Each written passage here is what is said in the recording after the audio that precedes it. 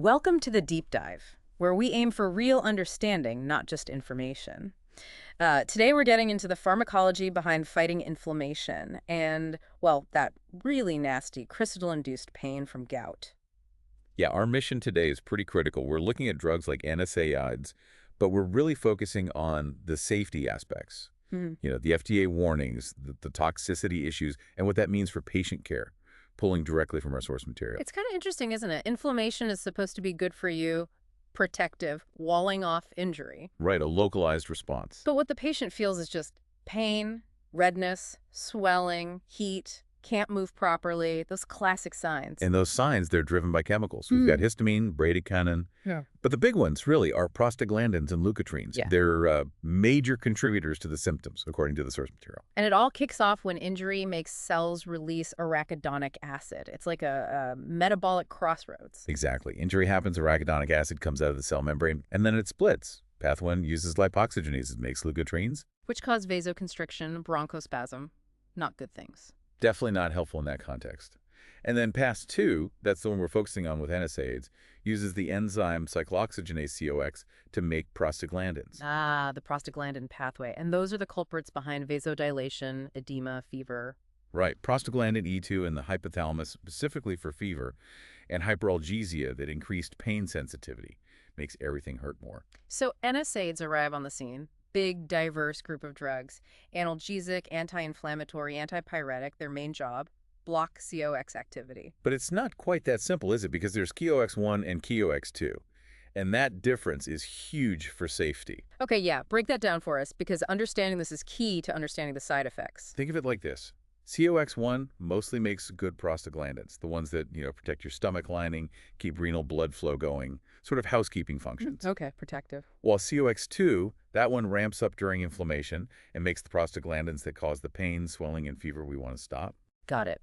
So the older NSAIDs, the non-selective ones, they hit both COX-1 and COX-2. Pretty much. They reduced inflammation, but by hitting COX-1 too, they caused a lot of GI problems, stomach ulcers, bleeding. That was the major downside. Which led to the development of the selective COX-2 inhibitors, like selatoxib. The idea was target just the inflammatory COX-2, leave the protective COX-1 alone. Right. Aim for the benefits with less GI risk. It was a good idea, but, well, as we'll get into, they have their own set of systemic risks, not a perfect solution. We absolutely have to talk about aspirin here, though.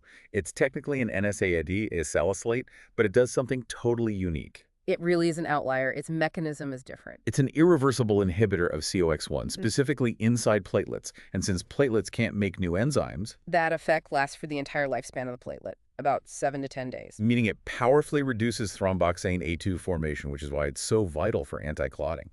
Low-dose aspirin, 81 or 325 milligrams for preventing heart attacks, strokes, and for treating acute MI. It's a cornerstone therapy there. So much more than just a pain reliever. Okay, but this power comes with risks. The source material highlights some pretty scary numbers, like over 100,000 hospitalizations, thousands of deaths every year linked to NSAI use. These aren't trivial drugs. No, absolutely not. And the biggest killer is GI bleeding. You block those protective COX-1 prostaglandins in the stomach, you damage the mucosa. That leads to dyspepsia, ulcers, and potentially fatal hemorrhage. It's the most common cause of death from NSAI use. Is there anything pharmacologically we can do to sort of counter that GI risk? Yes, there is. Misoprostol is often used.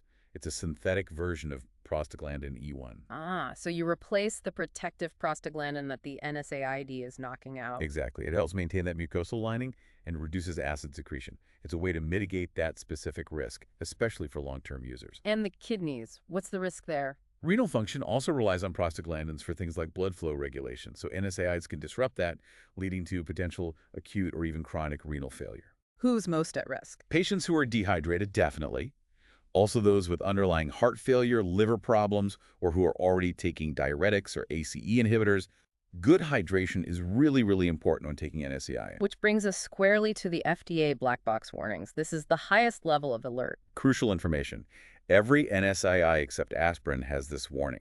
First, there's an increased risk for serious cardiovascular thrombotic events, heart attack, stroke. And that risk goes up with how long you use them and the dose. Correct. And importantly, they are absolutely contraindicated for pain relief right after coronary artery bypass graft surgery. See ABG surgery. Big no-no there. And the second part of the warning. That addresses the serious GI risk we just talked about. Bleeding, ulceration, and perforation of the stomach or intestines. Again, potentially fatal. The FDA mandates this warning, which tells you how significant these risks are. Okay, let's shift slightly from the general NSAID risk to salicylate toxicity specifically. Salicylism, what does that look like? With chronic high-dose use, or even sometimes just prolonged regular use in adults, the classic signs are tinnitus, that ringing in the ears, and some hearing loss. And in kids. It presents differently, more like hyperventilation, CNS effects like dizziness, confusion, behavioral changes. What if someone takes a massive overdose, like swallows a whole bottle? That's a true emergency. We often use something called the Dunn nomogram to assess the severity. A nomogram, like a chart. Yeah, it's a graph. You plot the patient's serum salicylate level against the time since they ingested the drug. It helps estimate how bad the poisoning is likely to be. And guides treatment. Absolutely. Based on the nomogram reading, treatment can range from just supportive care and maybe activated charcoal all the way up to hemodialysis if the ingestion was huge, like over 500 milligrams per kilogram. That nomogram can be life-saving in guiding those decisions. And speaking of kids, there's one absolute contraindication for aspirin and other salicylates we have to hammer home. Yes, Ray's syndrome.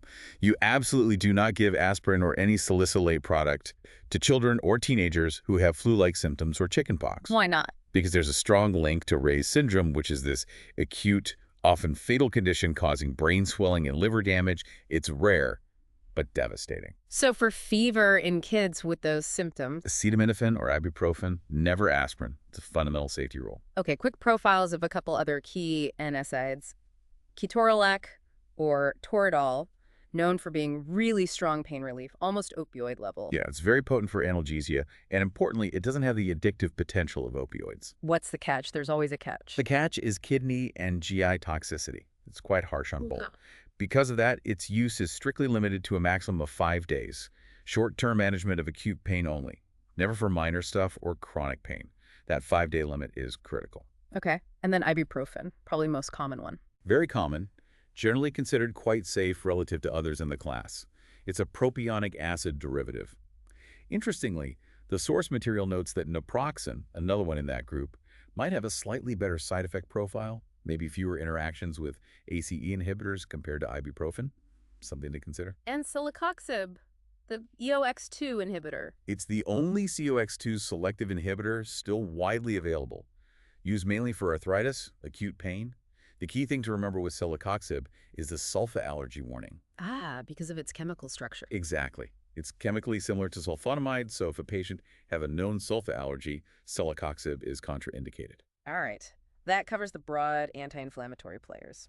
Let's switch gears now to gout. What exactly is gout? Gout is all about uric acid. It's a type of arthritis caused by hyperuricemia, too much uric acid in the blood. Where does uric acid come from? It's the end product when your body breaks down purines, which are found in certain foods and are also just part of normal cell turnover. And the problem is either making too much or not getting rid of enough. Precisely. Either overproduction or, more commonly, the kidneys aren't excreting it efficiently enough. So the levels build up in the blood. When the concentration gets too high, the uric acid forms these tiny, sharp, needle-like crystals, monosodium urate crystals, and they deposit in tissues and joints, especially cooler areas like the big toe. Triggering that intense pain and inflammation. Excruciating pain is a massive inflammatory response to these crystals, like the body is trying to attack these foreign invaders. Okay, so if uric acid comes from purine breakdown and there's a key enzyme involved. Yes, xanthine oxidase, or XO. That's the enzyme that converts purines into uric acid. That's a major drug target. But for an acute gout attack, the first thing you reach for is probably an NSAID, right? For the immediate pain and swelling. Yes, NSAIDs are generally first-line therapy for the acute flare-up itself, reduce that immediate inflammation and pain. But for long-term management and prevention, we need drugs that target the uric acid problem directly. Which brings us to the specific anti-gout drugs. Let's start with the one targeting that XO enzyme. That would be allopurinol. It's a xanthine oxidase inhibitor. It literally stops the enzyme from making uric acid, so it reduces the overall production. Who's it best for? Primarily for patients whose gout is caused by overproduction of uric acid. What's the biggest safety concern with allopurinol? It sounds pretty effective. It is effective, but it carries a serious risk, potentially fatal skin reactions. Stevens-Johnson syndrome, SJS, and toxic epidermal necrolysis, TEN. Wow, okay, so skin assessment is critical. Absolutely critical. Nurses need to assess skin thoroughly, and patients must be taught to report any new rash immediately. It could be the first sign of SJS or TEN. Okay, so allopurinol stops production. What about helping the body get rid of the uric acid it already has? That's where the uricosuric agents come in, like probenecid. Uricosuric, meaning it increases uric acid in the urine. Exactly. Probenecid works on the renal tubules in the kidney. It blocks the reabsorption of uric acid back into the blood, forcing more of it to be excreted in the urine. So this is for patients who underexcrete uric acid. Correct. But there's a very important caveat with probenecid. It relies on decent kidney function to work. If the patient has significant renal impairment, probenecid just won't be effective and shouldn't be used. Makes sense. And the third main antigout drug, colchicine, it's an old one. Very old, yeah. Mm-hmm. It's used primarily for acute gout flares, often considered second line after NSAIDs, or for patients who can't take NSAIDs. Its mechanism is different again. How does it work? It doesn't directly affect uric acid levels. Instead, it reduces the inflammatory response to the crystals that are already there. It inhibits leukocyte migration, stops the white blood cells from rushing to the joint and causing more inflammation. So it calms the fire, basically. That's a good way to put it. It's generally used short-term for acute attacks, and the dose often needs to be adjusted if the patient has reduced kidney function. There can be significant GI side effects too, especially at higher doses. Okay, let's pull this all together now into the nursing process. What are the key things nurses or even informed patients need to focus on? Assessment is step one, always. You need that thorough history. Any allergies, especially to aspirin, history of peptic ulcers, bleeding disorders, any existing kidney or liver problems. What about baseline labs? Essential. CBC to check for bleeding risk or anemia, liver function tests, BUN and creatinine for kidney function, and of course a baseline serum uric acid level before starting anti-gout therapy. You mentioned hydration before, especially for kidneys. How critical is that with anti-gout meds? Hugely critical, especially with drugs like allopurinol and probenecid that involve uric acid excretion. You want to keep the urine flowing to prevent uric acid crystals from forming kidney stones. Aim for good fluid intake, targeting maybe 3 liters a day if there are no contraindications like heart failure. Monitor urine output should be at least 30 to 60 millimol per hour. And that aspirin triad again? Yes, always assess for that combo. Asthma, nasal polyps, and rhinitis. Patients with the triad have a much higher risk of a serious allergic reaction to aspirin. Okay, implementation and patient teaching. Key points for NSAIDs. Take them with food, milk, or an antacid. Always. Minimizes that direct stomach irritation.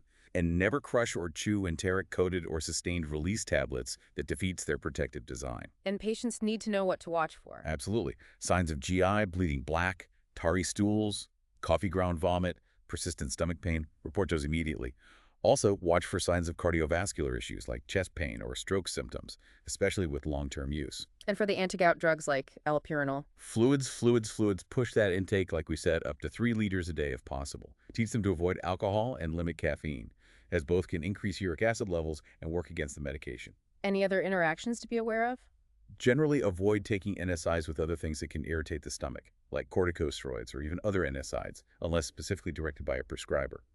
Alcohol also increases GI irritation risk. How do we know if these therapies are working? What does success look like? For NSAIDs used for pain or inflammation. Mm-hmm. Decreased pain, less swelling, maybe reduced fever, better ability to do daily activities. For anti-gout therapy with allopurinol, you want to see that serum uric acid level come down into the normal range. For acute gout treatment, significant reduction in joint pain and swelling. Okay, let's recap the big takeaways. We talked about the key difference between Curex-1 and Curex-2, why that matters for side effects. Right, and aspirin's very unique, irreversible antiplatelet effect, crucial for cardiovascular prevention. We hit hard on the serious GI and cardiovascular risks of NSAIDs, underscored by those FDA black box warnings. Can't stress those enough. Definitely not. And for gout, we outlined the 3 main strategies. Inhibiting production with xanthine oxidase inhibitors like allopurinol, increasing excretion with uricosurics like probenecid, and reducing the acute inflammatory response with colchicine or NSAIDs. So, here's a final thought to leave you with.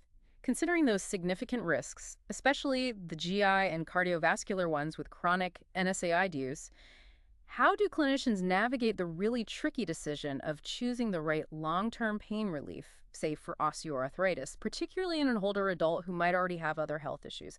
It's a complex balancing act, isn't it? Relief versus potentially serious harm. It absolutely is. Yeah. Lots to weigh up. Thanks for joining us for this important deep dive today.